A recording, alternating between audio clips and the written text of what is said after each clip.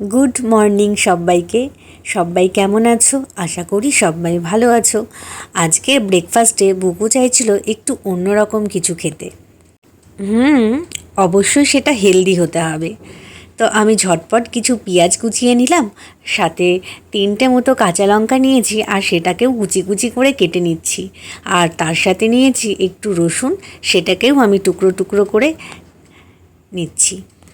তো এরপর এখানে আমি একটু ফোড়ন দেবার জন্য শুকনো লঙ্কা, দারচিনি, এলাচ, জিরে আর তেজপাতা নিয়ে নিলাম।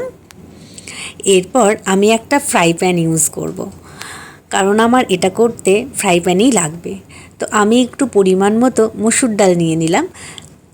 যতটুকু আমাদের লাগবে আমি ঠিক ততটুকু নিলাম। এর মধ্যে একে একে আমি পেঁয়াজ, টমেটো, কাঁচা লঙ্কা আর রসুন কুচিটা ভালো করে দিয়ে একবারে ধুয়ে নিলাম। তোমরা চাইলে আলাদা আলাদাও ধুয়ে নিতে পারো।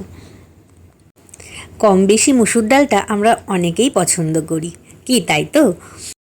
এরকম স্টাইলে একবার বানিয়ে দেখো। আশা রাখছি দ্বিতীয়বার তোমাদের আবার ইচ্ছে হবে এরকমভাবে ডাল মাখানি খেতে। তো এবার আমি দিয়ে দিলাম পরিমাণ মতো লবণ। দেখো আমার হাত থেকে পড়ে গেল। এবার দিলাম হলুদ, তারপরে দিয়ে দেব সর্ষের তেল। এবার তোমরা স্পুন ইউজ করতে পারো। আমি যেহেতু হাত দিয়ে মাখতে বেশি পছন্দ করি, তাই জন্য আমি হাত দিয়েই মেখে নিলাম, আমার কোনো অসুবিধা নেই। এরপর আমি পরিমাণ মতো জল দিয়ে দেব। সবগুলো একসাথে মিক্সড করে এখনই কালারটা কত সুন্দর লাগছে। এবার আমি গ্যাসটা অন করে তারপরে বসিয়ে দেব।